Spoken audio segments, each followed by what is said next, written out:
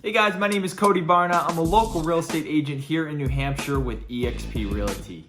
In today's video, we're going to talk about where to live in New Hampshire. If this is your first time checking out my channel, I appreciate you stopping by. And if there's any videos you'd like to see, make sure you leave a comment down below and I'll be sure to get to those.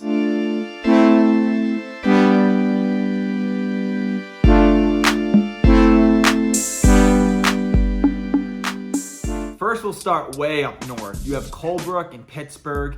These are two areas that are great if you want to be close to Canada. It's about 2 hours and 20 minutes to Montreal, and you're still about 3 hours from Manchester, New Hampshire. But if you want to be really far from the city and have a lot of land, this would be a good spot for you. Next, we're going to work our way down south a bit to the mountains region where you have Plymouth and you have Lincoln, New Hampshire. These are two really nice areas that are very close to a lot of the ski mountains like Loon and Waterville.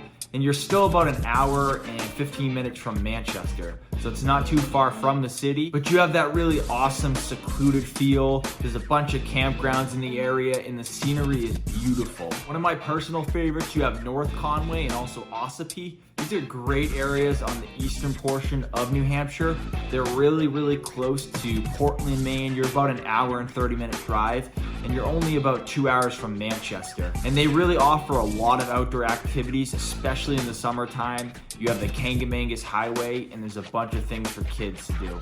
If you want to be close to Vermont and you prefer that country feel, you might want to look into Haverhill or Hanover. Those are definitely going to be really secluded and out there. You're going to have a lot of land, but you're also going to have to drive pretty far to get to your local grocery store or convenience store, and they're probably not going to have a lot of the big chains like in some of the more populated areas. You're still about an hour and 40-minute drive to Manchester, so it's not too bad if you have to head down to the city. But if you work somewhere down south, I probably wouldn't recommend this area. Moving further down, more into the center portion of New Hampshire, you have areas like Guilford, Laconia, and these are great if you want to be in close proximity to Lake Winnipesaukee.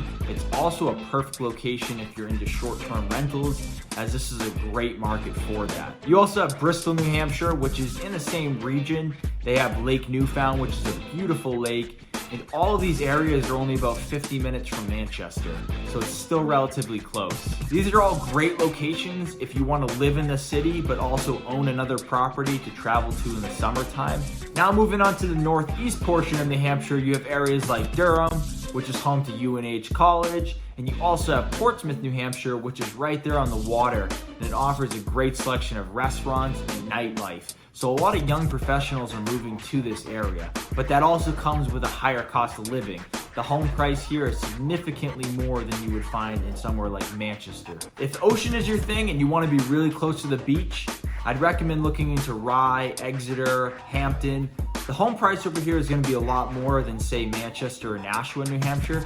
But this is going to be a great location if you want to be in close proximity to the city, but also have that feel of that laid-back ocean beach vibe. Moving over to the west side of New Hampshire, we have Keene, which is home of Keene State College.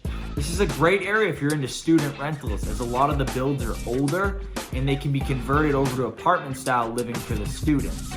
The home prices are a lot less here than looking at some of the larger cities, and you're only about an hour and 15-minute ride to Manchester. If you're looking for more land and a laid-back feel away from the city, then I recommend checking out Henniker, New Boston, or Goffstown. These are all great locations because they offer a bunch of outdoor activities. Home prices here are relatively close to areas like Manchester or Hooksett, yet you're gonna have a lot more land than you would in some of those other areas. If you wanna live in the capital of New Hampshire, you have Concord, which tends to attract a lot of residents to the outskirts in areas like Bow or Hooksett, New Hampshire. These are great spots where you can get a beautiful home in a nice neighborhood, but you're still relatively close to the city. Then you have Manchester, which is the largest city in New Hampshire. With their own airport and a great downtown area, it tends to attract a lot of young professionals. If you travel a lot, then Manchester is a great area, being only about 45 minutes from Boston Logan International Airport. If you're looking for a great school district and safe neighborhoods, then I recommend looking into Bedford, Londonderry, or Derry, New Hampshire. If you plan on working in Boston, then I recommend looking at Salem, Nashua, or Hudson. These are all about a 30-minute drive into the city, which is really nice, especially when traffic gets heavy. The home prices in these areas are pretty comparable to some of the cities further north. Being a longtime resident of New Hampshire, I can attest that if you live further north of Manchester and you work in Boston, the commute's gonna get really tiring day after day. And that wraps up the video, guys, of where to live in New Hampshire.